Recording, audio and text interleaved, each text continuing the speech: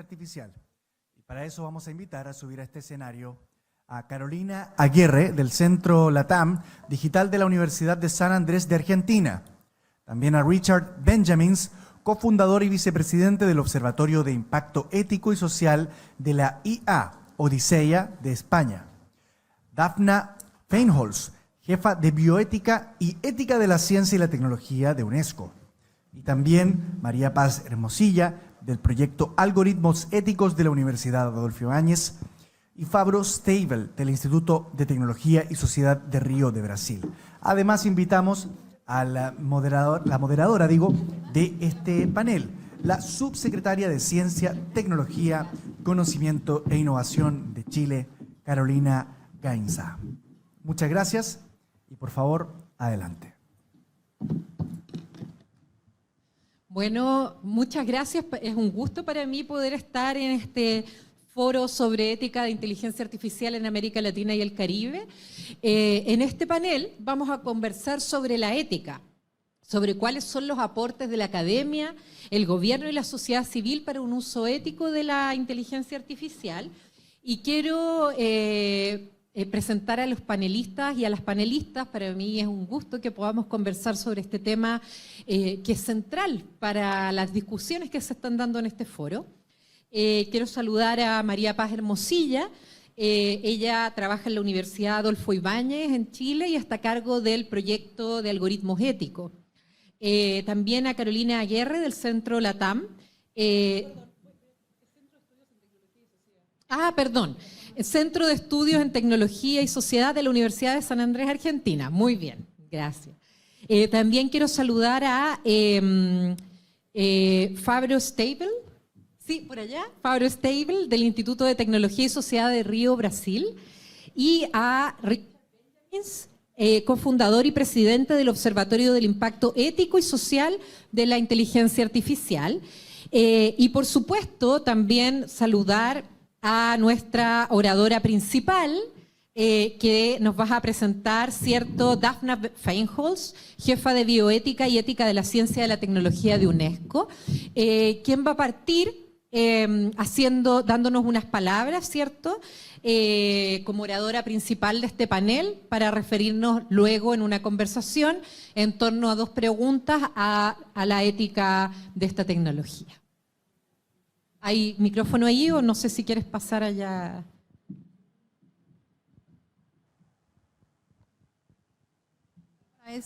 ¿Se escucha? Sí. Quizá para esta parte me quedo aquí por lo de los papeles. Ante todo, bueno, muchísimas gracias al Gobierno de Chile. Es un gusto estar en esta mesa, además, con usted, que hemos tenido el placer de tenerla en la UNESCO. Además, este panel lo comparto con colegas con los que hemos estado trabajando, con Carolina, que fue parte de las expertas que participó en el desarrollo de la recomendación de ética, y que está ayudando ahora con la implementación, con Richard, que está en el Business Council, y bueno, me dará mucho gusto conocer a los nuevos ponentes. Honestamente, había preparado una serie de ideas que quería compartir. Después, durante el día, ya no sé qué es lo que me conviene más decirles en este momento, pero bueno, usted me dice cuando vaya como por ahí de 5, porque me dijeron que tengo 8, entonces para ir.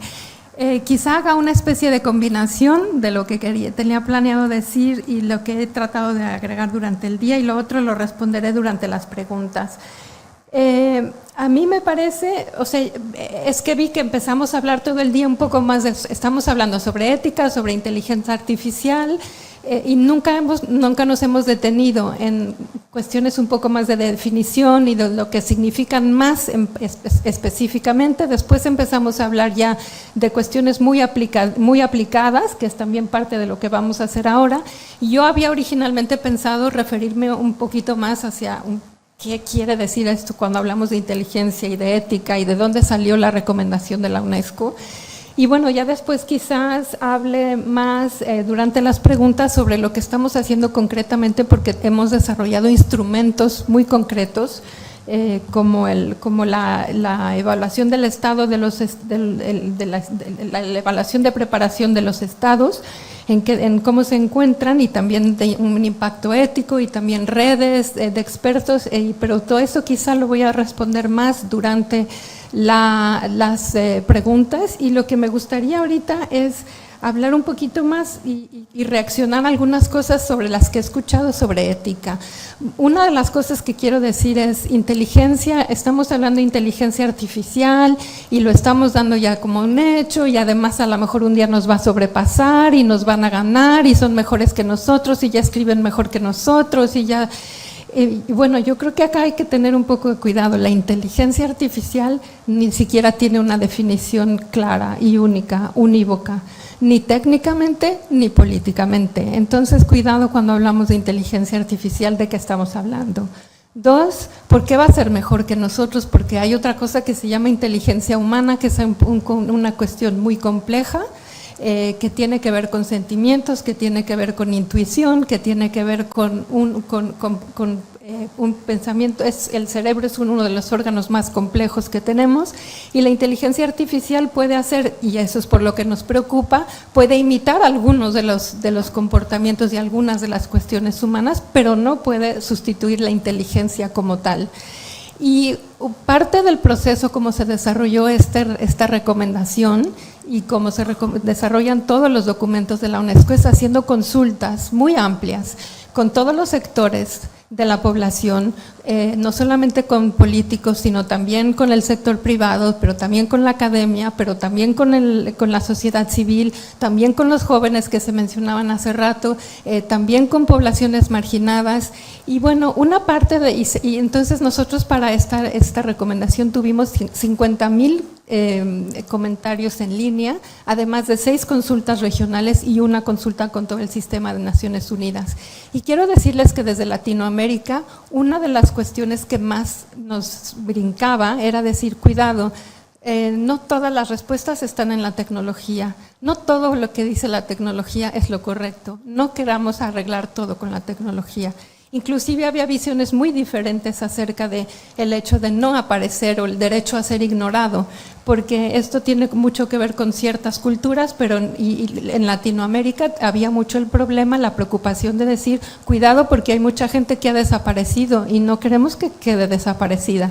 Y a mí me parece que en las discusiones de todo este día hemos escuchado cuestiones muy interesantes en donde hay muchas convergencias de cuáles son las necesidades de cómo cuidar los datos, ser transparentes, todas estas cosas que hemos hablado, pero también hubo una cuestión que a mí me llamó muchísimo la atención, y es la utilización que se está haciendo de la inteligencia artificial en la región, que es que no he oído en otras. Por ejemplo, el tener un programa de usar la inteligencia artificial para buscar desaparecidos, el tener la experiencia del Salvador, de decir, estamos tratando de tener un registro de las familias, porque con la guerrilla y con la violencia desapareció ese registro. Entonces, América Latina tiene también su especificidad, y de ahí la importancia de tener foros regionales en donde podamos discutir a partir de un marco, que es a donde quiero llegar, un marco que ya existe desde el punto de vista ético global, de cuáles son los principios, de cuáles son los valores con los que estuvieron de acuerdo 193 países, y que además tiene políticas muy claras de cómo se deben de implementar, y tenemos instrumentos para hacerlo y para darle seguimiento. Entonces, yo, como les decía, la recomendación no intenta dar tampoco una definición de lo que es la inteligencia artificial, porque esta cambiaría además con la tecnología, pero lo que nos interesa es los aspectos que pueden generar preocupaciones éticas, y es que pueden asemejar el comportamiento inteligente que incluye razonamiento, aprendizaje, percepción, predicción, planificación o control. Porque en realidad lo que estamos viendo es que, como ya se dijo, es un más que una revolución tecnológica, esto es realmente una disrupción antropológica. Y el hecho de que haya, por ejemplo, alguien que escriba muy bonito o que reproduzca obras de arte, es algo, y que no sabemos cómo lo hace, es algo muy impresionante, pero cuidado. Y cuando se habla de hablemos con las máquinas, no vamos a hablar con las máquinas no hablan, son siempre sistemas, aprenden muy inteligentes, tenemos que aprender sobre ellos, pero siempre además a la base va a estar qué tan diverso fue el equipo que lo hizo, qué tan incluyente fue, a quién tomó en cuenta, pero además hay que tenemos que ser muy cuidadosos con el lenguaje que utilizamos también al hablar de estas tecnologías. Son tecnologías, no las humanicemos, no les demos un carácter como humano, aunque puedan reproducir un cuadro o escribir un poema. ¿Cuándo nos van a explicar qué es lo que querían transmitir con esto? ¿Qué simbolismo? ¿Qué sentimiento? ¿Qué querían transmitir a partir de ese poema también escrito con mejor ortografía que la mía, seguramente? Entonces, de hecho, las tecnologías, aunque se piensa que son neutrales, no lo son. Y ahí es donde quiero empezar con la ética. Y la recomendación, como ya se ha dicho también en esta mañana, cubre todo el ciclo, de todo el proceso de la recomendación, es decir, desde la investigación, el financiamiento, el desarrollo, la aplicación, si se tiene que dejar de usar, se cubren todos los aspectos, porque en todos, y además incluye a cada uno de todos los actores que participan en alguno de esos momentos. ¿Y por qué? Porque todas las decisiones que tomamos en la vida están relacionadas con un valor. Si nosotros decidimos dar vacunas durante el COVID a los servidores de salud, por ejemplo, y no a la gente más enferma, es porque estamos considerando que ellos en ese momento tienen más valor para la sociedad porque van a salvar más vidas. Entonces, todas las acciones que tomamos siempre están relacionadas con un valor.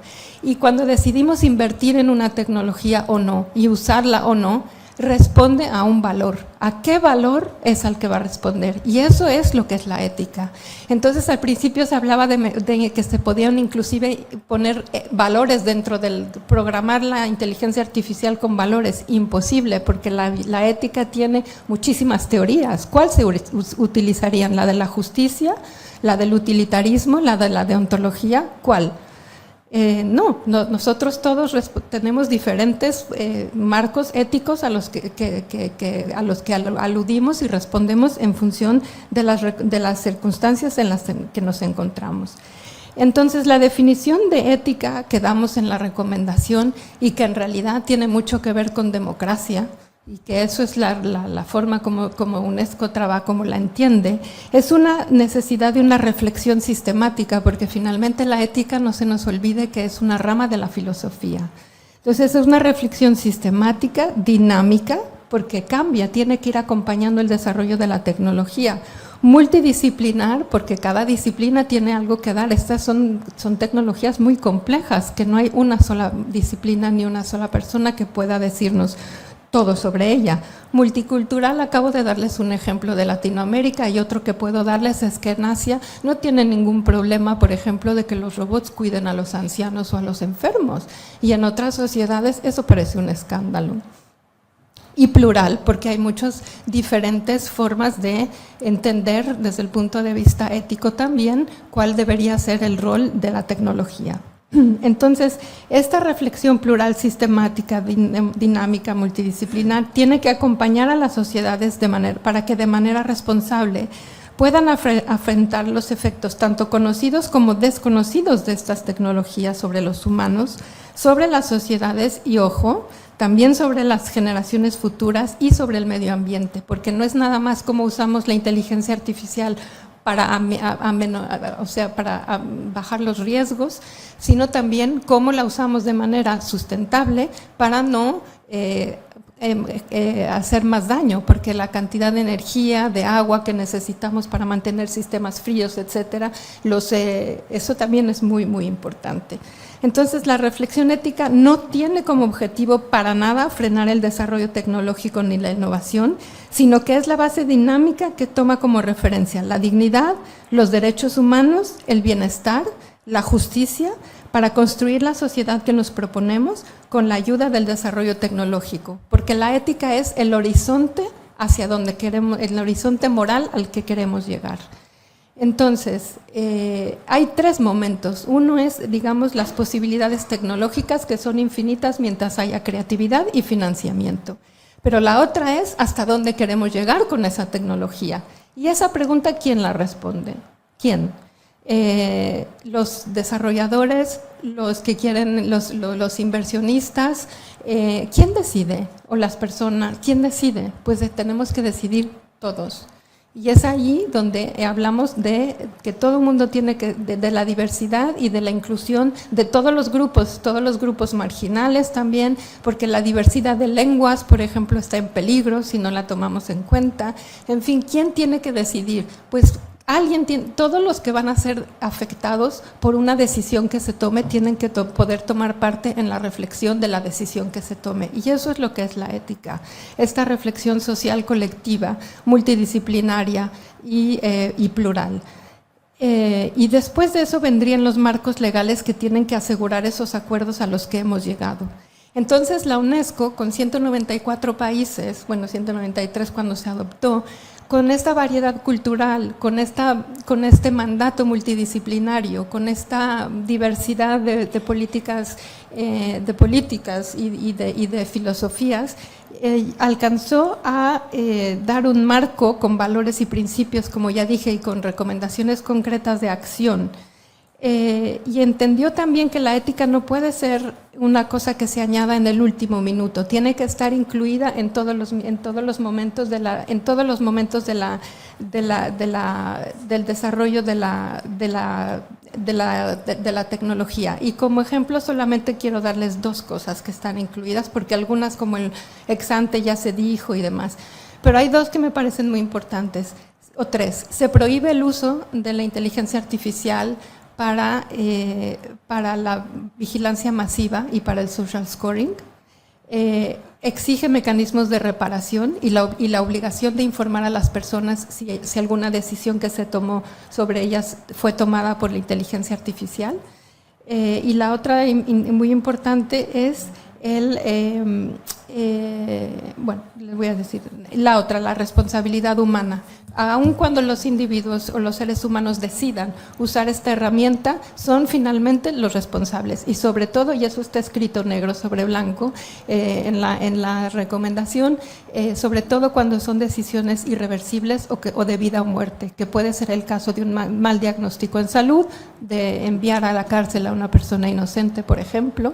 Entonces, eso, y ya no se diga la guerra. Y la última reflexión que quiero hacerles es que la ética tiene que ver con responsabilidad colectiva e individual. Frankenstein se volvió un monstruo no porque por todos los experimentos, sino porque su inventor se asustó y lo dejó, lo abandonó.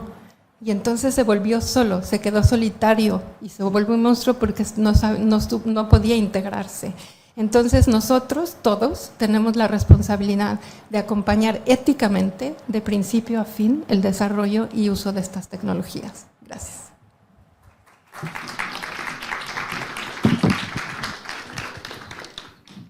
Muchas gracias, Dafna, por tu intervención. Muy iluminadora respecto a lo que vamos a conversar. Tengo dos preguntas para ustedes. Tenemos tiempos acotados, entiendo, así que la idea es que puedan responder entre 3-5 minutos máximo estas preguntas que voy a hacerles. Y quería preguntarles qué dimensiones ustedes han visto como claves en sus sectores, ya sea en la academia, en el gobierno, en la sociedad civil, que deben ser consideradas como usos éticos en las aplicaciones de la inteligencia artificial. ¿Quién quiere partir? ¿Ninguno? Quizá a lo mejor tú, María Paz, que creo que tú trabajas con el tema de algoritmos éticos, podrías partir contestando esta pregunta aquí en el tema de los algoritmos éticos. ¿Qué es lo que te parece fundamental? ¿Cierto? Además, tú has trabajado con el Estado. Sí, bueno, muchas gracias, subsecretaria. Bueno, Yo creo que hay una dimensión clave, algunas las mencionó Dafna. Se requiere una colaboración entre el sector público y privado para hacer un uso responsable de la inteligencia artificial. En Chile, la mayoría de los algoritmos que hemos catastrado en nuestro repositorio algoritmospúblicos.cl fueron hechos o por el sector privado o en alianza con el sector privado. Entonces, en ese sentido es necesario una colaboración para poder lograr esto. Se requiere que esto sea multidisciplinario. Hemos estado trabajando con el gobierno de Chile ya desde el año 2020 en un proyecto para, de hecho, aterrizar los principios éticos en herramientas reales, de los cuales ya tenemos resultados. Por ejemplo, la Agencia Nacional de Compras Públicas de Chile, Chile Compra, que depende del Ministerio de Hacienda, en enero de este año publicó el primer formato estandarizado para comprar inteligencia artificial y ciencia de datos que incluye requisitos éticos a los proveedores. Para lograr eso, tuvimos que hacer experimentos de compra pública, sandbox, como también se conocen, con la Defensoría Penal Pública, con FONASA, y en esos proyectos participaron abogados, expertos en tecnología y datos personales, sociólogos que hacían etnografía de ciencia de datos, porque hicimos etnografía todo el proceso, expertos de Machine Learning, expertos de políticas públicas, por supuesto que expertos en cada uno de los procesos que se estaban usando, o sea, que se estaban comprando sistemas para apoyar, y sin esa visión multidisciplinaria esto es imposible. Entonces, tenemos que integrar distintas... teníamos un experto en ética aplicada por cada proyecto, profesores de filosofía que se han dedicado a la ética aplicada. Y con todo ese equipo humano se pudo pensar esto y tener conversaciones muy significativas. Entonces, en ese sentido, principio de la colaboración, principio de la multidisciplinariedad, son dimensiones claves a abordar. Y yo también rescataría algo muy importante que se ha dicho mucho durante este foro. La inteligencia artificial tenemos que usarla cuando es necesaria. Y para eso tenemos que evaluar la proporcionalidad, muy al principio, y también la licencia social, lo que se entiende como la aceptación o legitimidad en el uso de esta tecnología. Para eso el Gobierno de Chile, a través de la División de Gobierno Digital, ya publicó una guía, que es la Guía de Formulación Ética de Proyectos, en agosto del año pasado.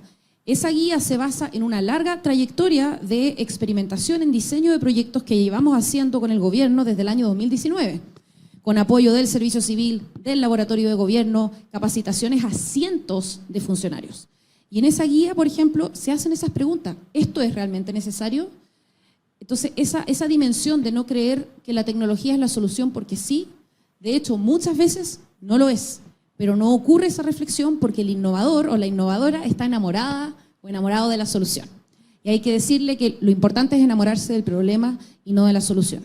Así que ese sería mi aporte. Muchas gracias. Muchas gracias, María Paz. Y en tu caso, Carolina, tú que estás en la Universidad de San Andrés, ¿cierto? En este centro que se llamaba... Sí, hubo una confusión. Sí. Centro de Estudios en Tecnología y Sociedad. Centro de Estudios en Tecnología. ¿Cómo lo ves? ¿Cuáles crees que son los aspectos éticos, las dimensiones que deberíamos considerar al momento de hablar de inteligencia artificial? Creo que, partiendo de la base, digamos, que vengo de la academia, digamos, se dijo muchísimo aquí el papel de la educación. O sea, si no entendemos cuál es el horizonte de estas tecnologías, qué nos permiten, y volver a reformular el problema, estar un paso, digamos, tenemos que estar un paso hacia adelante en términos del entendimiento de esta tecnología y los potenciales problemas o potenciales soluciones y oportunidades que pueden generar. Mi experiencia es que muchas veces nos encontramos trabajando con comunidades, y hablo específicamente, por ejemplo, comunidades del sector judicial, comunidades de periodistas, que toman, digamos, y ambos usan la inteligencia artificial con fines muy distintos. No hay una definición de problema clara. De cuál es el problema que quizás desde la academia con pensamiento crítico uno lo puede ver. Entonces, si no tenemos esa definición de problema, estamos, digamos, partiendo de bases solucionistas. Y ahí viene la otra, el otro aporte, digamos, complementando lo que María Paz comentaba. O sea, en esto de la proporcionalidad, gran parte de los dilemas que tenemos hoy en día asociados con las discusiones éticas de la inteligencia artificial están asociadas a una ética solucionista. ¿Cómo se define una ética solucionista, que la han elaborado varios autores en la última década? Es aquella que busca solucionar problemas sociales, políticos, con tecnología. Y existe la ética solucionista de segundo orden, que es a problemas desarrollados por la tecnología, le pongo más tecnología para ese problema. Y no vamos a hablar de qué problemas sociales tenemos hoy que buscan ser, que fueron generados por tecnologías y grandes grupos tecnológicos y que buscamos soluciones tecnológicas. Entonces, a mí, desde la academia, a mí me preocupa, digamos, la desinteligencia humana. ¿No? Me preocupa muchísimo eso, porque si no tenemos inteligencia, si no tenemos capacidad de anticiparnos a los problemas, pensamiento crítico, pensamiento creativo, pensamiento lateral, en todos los órdenes, los chicos, los tomadores de decisiones, los jueces, entonces la tecnología de inteligencia artificial no va a avanzar en los mejores carriles. Muchas gracias, Carolina. En el caso tuyo, Fabro, como parte de un Instituto de Tecnología y Sociedad, ¿qué podrías agregar a lo que ha mencionado María Paz y que ha mencionado Carolina, ¿cierto? Que tiene que ver con la necesidad de no caer en el solucionismo tecnológico, de pensar en los problemas y cómo esto se puede abordar, ¿cierto? Desde una perspectiva de responsabilidad de los algoritmos, etcétera, etcétera. Muchas gracias. Bueno, voy a decir algo muy obvio, pero no es tan obvio, así que este es twist. Necesitamos de dos factores para inteligencia artificial ética: fomento, innovación y protección de la sociedad. El problema es que olvidamos del I. Necesitamos de los dos. En teoría económica hay una teoría que se llama pateando la escaladera, kicking away the stair. Esta es una teoría que no es sobre la moral de los negocios, pero los incentivos económicos de que la primera persona empleada que llega al topo patea a la escalera. Y nosotros de América Latina y Caribe tenemos muchos problemas con esto, porque nunca somos los primeros a subir la escalera con tecnología. Y porque nosotros tenemos un problema de acceso a servicios públicos, de habitación, de alimentación y todo. Y acá hay dos situaciones que me parece que caracterizan los retos que tenemos. El primero es la énfasis que colocamos en implementación y la énfasis en restricción. Brasil, por ejemplo, tiene un plan nacional de inteligencia artificial, pero no es muy articulado. Otros de América Latina también no son. Hay 4 ejemplos que tenemos de planeos muy buenos de inteligencia artificial. Tenemos muy buenos casos, tenemos muy buenos usos puntuales, pero necesitamos de más. Cuando miramos al reglamento, tenemos mucho más atención. Tenemos, por ejemplo, en el Congreso brasileño, hay un proyecto de ley muy interesante sobre el reglamento de inteligencia artificial, en otros parlamentos de América Latina y Caribe también. Pero el problema es la énfasis en los dos. Si solamente tenemos la énfasis en reglamento, restricción de stick y el palo, tenemos un problema de no incentivar. Y para finalizar, creo que lo mismo se pasa por las propuestas que tenemos de cómo arreglar la inteligencia artificial. Si miramos la propuesta europea, por ejemplo, tenemos como que 5 a 10 dispositivos sobre restricción para uno de innovación. Hay sandbox en otras partes del reglamento europeo a más de innovación. Cuando importamos esta lógica, no importamos con balanceo el deber del Estado de hacer innovación. Un ejemplo muy simple de Brasil. El marco europeo pone como un deber de Estado de crear sandbox. Nuestra propuesta en discusión se da con una facultad, con una posibilidad del Estado autorizar sandbox. Sin sandbox, no hay cómo combatir la externalidad del reglamento, que es la concentración de mercado. Y los usos éticos necesitan que tenemos diversidad de mercado, de soluciones públicas y privadas. Así que para mí, lo principal reto de uso ético no es tanto sobre la ética, pero el futuro que tenemos si no ponemos atención suficiente en las dos partes del problema. El reglamento, es muy importante, pero fomenta innovación. Y esto me parece que no tenemos tamaña atención. Muchas gracias. Sí, yo creo que también un poco lo que tú planteas es lo que señaló Dafna, ¿no? Que en el fondo no hay una contradicción entre defender los aspectos éticos de la inteligencia artificial y el fomento de la innovación. Y ahí quería preguntarte, Richard, tú como vicepresidente, cofundador de este Observatorio de Ética, del impacto ético de la inteligencia artificial, ¿a qué cosas crees que tenemos que hacer seguimiento en materia de las dimensiones éticas de la inteligencia artificial? ¿Cuáles crees que son esas dimensiones importantes a considerar?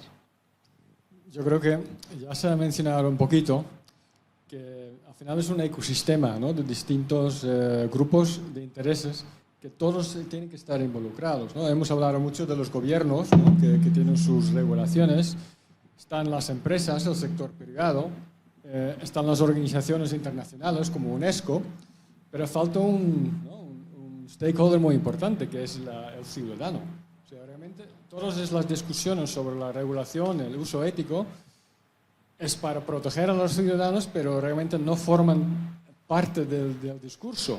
Y yo creo que eso es un error, ¿no? Pero nosotros somos una asociación civil, ¿no?, que quiere educar, ¿no?, explicar al ciudadano, a los profesionales, a los profesores, ¿no?, que en vez de ver ChatGPT como una amenaza a su trabajo, pues convertirlo en una oportunidad, ¿no? Y todas las personas que son afectados por si van a un hospital y hay un algoritmo, o si van a un banco y decide un algoritmo o recomienda, incluso hasta que ven en su casa películas, todo viene recomendado, pues que entienda, ¿no?, de dónde viene y qué puede hacer esa tecnología y qué no puede hacer, ¿no? Dafne lo dijo muy claramente, que las máquinas no quieren nada, ¿no? O sea, somos las personas detrás. Entonces, yo creo que las dimensiones claves son esos que hay que trabajar todas las palancas y educar, ¿no?, mucho. O sea, nosotros estamos ayudando al gobierno en España con el sandbox regulatorio de la regulación europea en el futuro, que se va a pilotar en un país concreto con sistemas de alto riesgo para ver cómo funciona, ¿no? Estamos ayudando también al sector privado con guidelines, ¿no?, de cómo pueden hacer eso en la práctica. O sea, principios está muy bien, pero cómo lo aterrizas, ¿no? ¿Qué quiere decir para organización? Y todas esas temáticas son muy importantes, ¿no? También es muy importante una dimensión clave que efectivamente si todo este pensamiento crítico desde el diseño, que es súper importante, pues que se ayuda, ¿no?, a hacerlo. Porque, vamos, UNESCO tiene ¿no?, una herramienta para un Ethic Impact Assessment, pero es un trabajo duro, profundo, ¿no? Y realmente se puede agilizar mucho, se puede ayudar mucho en temas de automatización, ¿no?, para enfocar en los puntos claves. Entonces, para mí, la clave es involucrar todos los stakeholders relevantes. Muy bien, muchas gracias por tu respuesta. Creo que todos han mencionado dimensiones bastante relevantes a considerar cuando estamos abordando el uso ético de la inteligencia artificial. Y quería preguntarles, quizás como considerando lo que han mencionado, ¿cuál es el rol que tienen sus sectores, los sectores donde ustedes trabajan, donde ustedes se desempeñan, para avanzar hacia una inteligencia artificial responsable, inclusiva y con perspectiva de derechos humanos? ¿Quieres partir tú, Dafna? Sí, por favor. ¿Así nomás? No. ¿Sí se oye? Me dicen que nos quedan 5 minutos, así que si pueden, en 1 minuto cada uno. Vale. Bueno, yo creo que desde nosotros, para agregar a la pregunta anterior, una de las cuestiones que tenemos nosotros que hacer como reto, además, es formar a los servidores públicos en las cuestiones digitales, pero también en las cuestiones éticas y además en todas las profesiones en las que antes no se consideraba, que como los ingenieros, como los programadores, como en campos de medicina, siempre eso es muy, muy obvio, pero en esto no. Ahora, ¿cuál es lo que nosotros hacemos o cuál es lo que sería, yo creo, desde el punto de vista de las organizaciones sociales y en concreto la UNESCO, implementar la recomendación? ¿Y cómo implementamos la recomendación? Pues básicamente, bueno, hay varias estrategias con varias redes de expertos que no mencionaré, pero hay un observatorio que vamos a poner sobre inteligencia artificial. Estamos organizando foros globales en donde traemos a todos los stakeholders, incluida la sociedad civil, y todo esto estará en el observatorio. Tenemos una red de 1.500 organizaciones de la sociedad civil, tenemos al Business Council, tenemos a la academia, tenemos a todos los países que están implementando las dos herramientas que son de las que hablaré, que es cuando yo les decía, implementamos el Ethical Impact Assessment, que es cómo no solamente cuál ha sido el impacto ético de esta tecnología, sino sobre todo lo que acaba de decir Patricia, y me da mucho gusto y mucho orgullo porque realmente es quien… María Paz, quien ella es la primera además que nos dijo, yo lo quiero hacer. Y fuera del sector público, pero es eso, es de alguna manera que asegurarse que los gobiernos compran las tecnologías que cumplen con los requisitos. Y la otra es la herramienta en donde los gobiernos hacen una especie de examen a sí mismos o una especie de radiografía, de diagnóstico sobre los aspectos legales, sociales, culturales, científicos y educacionales, económicos, técnicos y de infraestructura, en donde se encuentran comparados con la recomendación. Y a partir de eso se hace una hoja de ruta con la cual la UNESCO acompaña a los países para que puedan subsanar todos aquellos requisitos con los que no cumplen. Muchas gracias, Dafna. María Paz. Sí, yo creo que el rol desde la academia, por supuesto, es crear conocimiento, pero yo quería destacar que ese conocimiento se pueda articular, pueda impactar. Ahí es muy importante el rol de la investigación aplicada y de la investigación aplicada que incida en la sociedad, lo que en las universidades llaman vinculación con el medio. Entonces yo creo que un buen ejemplo de eso es el proyecto Algoritmos Éticos, porque hemos hecho investigación aplicada, pero que ha resultado en herramientas concretas del mismo gobierno, y de hecho hay algunas novedades que se vienen. Durante las próximas semanas vamos a publicar una herramienta que hicimos con el BitLab, que es el laboratorio de innovación del grupo Bit, que es el que financia todo el proyecto, y junto a Magical, que es una aceleradora del sector privado, una herramienta para los fondos de Venture Capital y las startups tecnológicas de evaluación de riesgo ético en 21 preguntas. Esa es una herramienta con el sector privado. Y además el Consejo para la Transparencia de Chile, también gracias a esta misma colaboración, está pronto a publicar una consulta pública de la primera norma vinculante de transparencia algorítmica en el sector público de América Latina. Entonces también invitamos a todos los que están acá a participar cuando se publique esa consulta pública. Entonces, en ese sentido, la academia no solo debe quedarse en el paper académico, que es muy importante. De hecho, nuestro proyecto ya tiene papers académicos y va a tener más. Pero además tiene que tener policy papers, además tiene que tener incidencia en instrumentos de política pública de los mismos organismos. Y yo creo que ese también es un desafío de no hacer la academia, la investigación a puertas cerradas, sino en colaboración con otros. Y en ese sentido agradecer a la voluntad y a la valentía de todos estos organismos públicos y también del BID, que ha apoyado siempre este proyecto. Gracias, María Paz. Carolina. Sí, en mi experiencia cuando hacemos convocatorias con actores emprendedores, hacia otro estudio basado en evidencia con startups de América Latina, y sus percepciones sobre marcos éticos o otros actores que ya mencioné antes, algo que valoran mucho de un espacio como la academia y también en participación de las mesas de consulta actuales en la revisión de la estrategia de IA de Uruguay, es que faltan espacios para que los actores hablen entre sí. Entonces, ellos se quieren conocer, la academia puede brindar un know-how valiosísimo para el desarrollo de un algoritmo de una startup local. La startup local no sabe quién lo está haciendo, qué departamento, de qué universidad. Entonces, tenemos un rol y una responsabilidad muy fuerte en eso, y también en algo que Fabro mencionaba antes y que está muy vinculado con varios de los comentarios que tuvieron lugar hoy en el foro. Estamos en una región, digamos, que es de las más desiguales del planeta, con países que tienen 50% de personas bajo el índice de pobreza.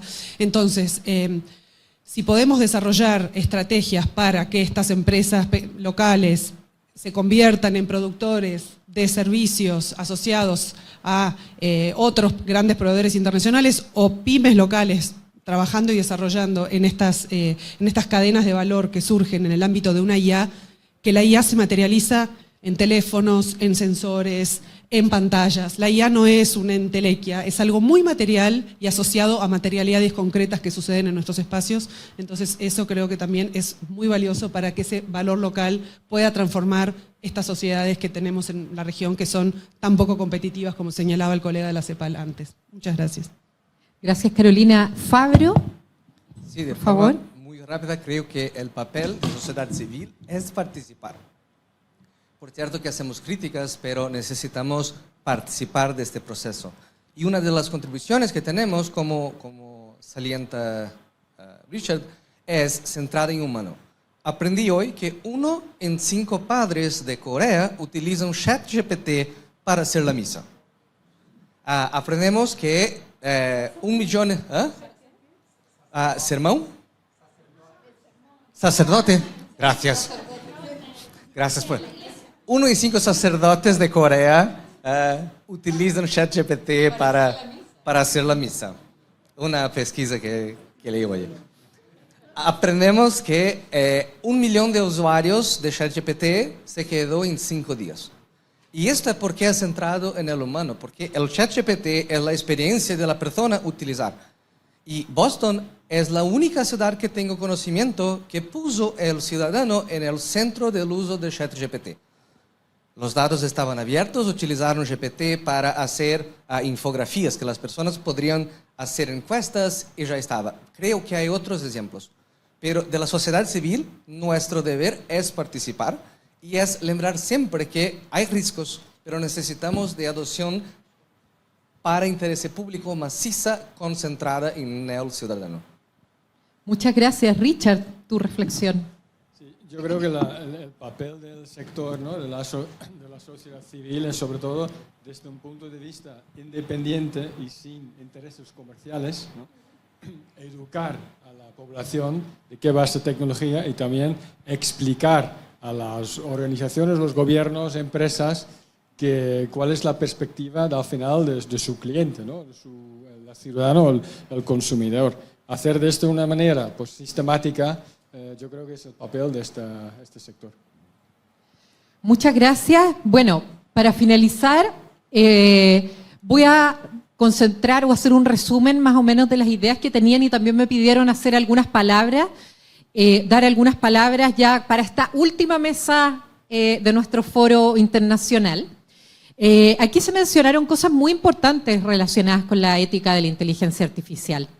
La centralidad de la educación, de la participación ciudadana, de romper esta contradicción, ¿cierto?, que podría existir o que muchas veces se ve entre los aspectos éticos de la inteligencia artificial y la innovación. Eso no necesariamente, el buscar una IA ética significa frenar la innovación.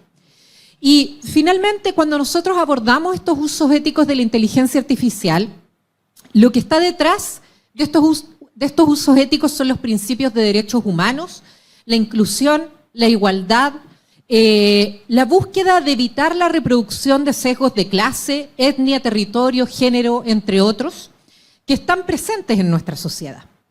Seguramente, a medida que se vaya desarrollando la inteligencia artificial, van a surgir desafíos vinculados a nuevos derechos que quizás eran impensados hace unos años atrás o décadas atrás. Esto lo hemos visto en distintos momentos de nuestra historia. Pensemos en la revolución industrial, por ejemplo, que empujó el surgimiento de los derechos laborales, ¿ya? Y que configuró las sociedades que hemos visto desarrollarse desde el siglo XIX. La pregunta fundamental, entonces, que yo creo que está detrás y que creo que también se abordó en este panel, que está tras los principios éticos, que estamos empujando para tener una inteligencia artificial transparente, responsable, inclusiva, auditable y segura para las personas. Esa pregunta tiene que ver con cuál es el tipo de sociedad al que nosotros aspiramos.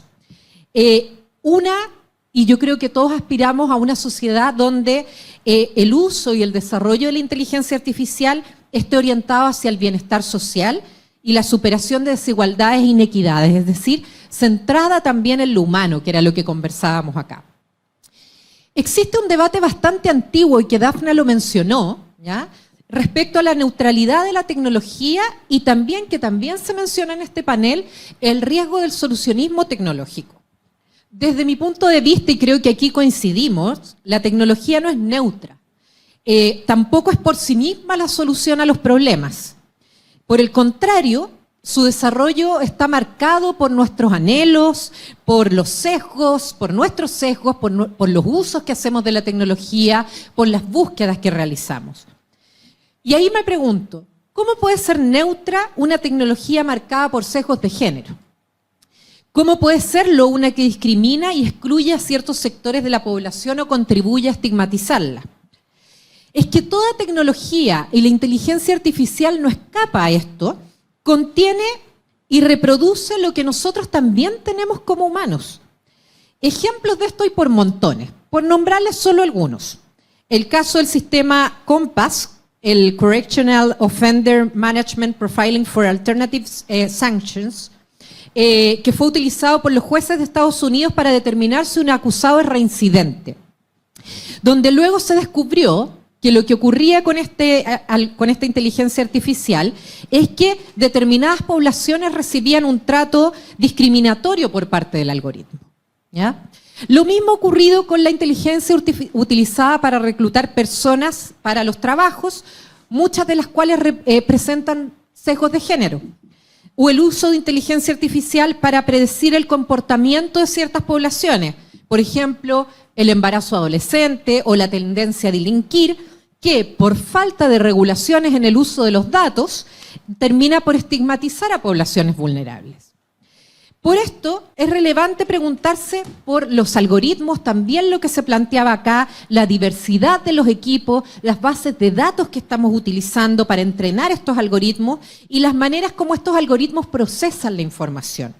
En ese contexto es crucial establecer parámetros éticos para el uso y procesamiento de la información, así como también comprender que los fenómenos son complejos, ¿ya? Y por eso los equipos multidisciplinarios son tan importantes. Y que una tecnología como la inteligencia artificial puede contribuir a muchas cosas y puede darnos mucho, pero que no es per se la solución a los problemas, sino que, como bien se decía acá, tenemos que pensar en esos problemas. La inteligencia artificial, como toda tecnología, constituye entonces un espejo donde podemos vernos con nuestras luces y sombras, pero al mismo tiempo abre un espacio de posibilidades. Cuando en este panel abordamos la ética de la inteligencia artificial, que pasa por el uso de algoritmos éticos, la discusión sobre qué, cómo y cuándo regular, que también se ha discutido en este foro, la responsabilidad que atañe al sector público y al sector privado, la necesidad de contar con observatorios de inteligencia artificial, entre otros aspectos, estamos haciéndonos cargo de la responsabilidad de instalar una discusión desde la política pública respecto a esta tecnología que está cambiando nuestra sociedad y todos y todas aquí lo sabemos de manera profunda. No somos pasivos frente a esta tecnología y no podemos serlo, sino que somos los responsables de la dirección que esta tecnología va a tomar. Y esa responsabilidad le compete tanto a los estados, al sector público, al sector privado, a los ciudadanos, en resumen, a la sociedad completa, como se ha dicho en este panel. Muchas gracias a todas y todos, a ustedes, a las panelistas, a los panelistas. Sé que todos están cansados y deben estar esperando por ese cóctel, así que los dejo y las dejo invitadas para que sigamos conversando sobre este tema. Muchas gracias.